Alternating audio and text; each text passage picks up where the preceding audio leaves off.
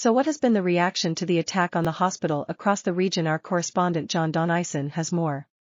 Fury in the West Bank. In Raqqa, youths battled with Palestinian security forces who responded with tear gas and sound grenades as reports of the hospital strike came in from Gaza. Thousands took to the streets in protest. There's anger directed at Israel but also at President Mahmoud Abbas and his Palestinian Authority, which many perceive as weak and lacking legitimacy. Mr. Abbas announced he was cancelling a meeting with President Biden in Jordan and was flying home. There were mass protests there this evening too, and clashes outside the Israeli embassy in Amman during the foundation of Israel when it occupied this area. They are breaching international humanitarian law. Geneva Agreement is obvious in this regard. Medical centers or hospitals should not be touched in Turkey. Also, thousands rallied against Israel as the war in Gaza escalates. It's a dangerous moment for the wider region. John Donison, BBCAiNews. Well, for more on this I'm now joined by my colleague from BBCAi Arabic Saad Asahid.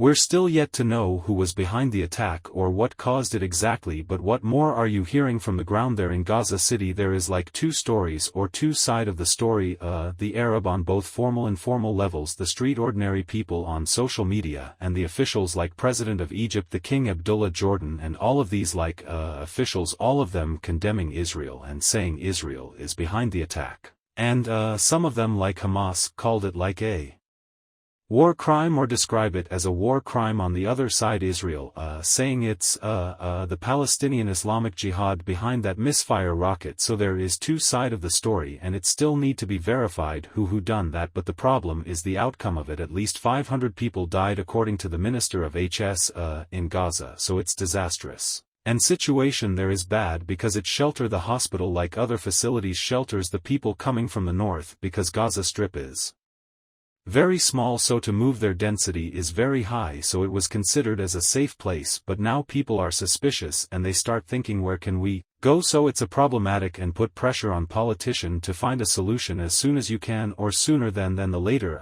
because the Russian is immense, and say it was already a difficult humanitarian situation for people in Gaza hospitals struggling to find medicine to treat patients. What kind of help is getting to the people affected by this blast at the hospital? Is little help, because according to the World Health Organization, the saying even some like health facilities were targeted by airstrikes and some of the medical staff killed. In addition to that, there is no food or the shortage of food, and all the hope of to find a solution if like President Biden maybe find a solution to open a humanitarian corridor through Rafah, because there's many trucks of aid waiting on the border needing the approval of Israel to go through. I think it's urgently needed because people dying, they face like difficulty in finding food or water. They queuing, and some of them like came on social media saying like even we are going to go back to the north again because we can't find food, we can't find even safety, which we took the hardship to go there from north to this, so now we should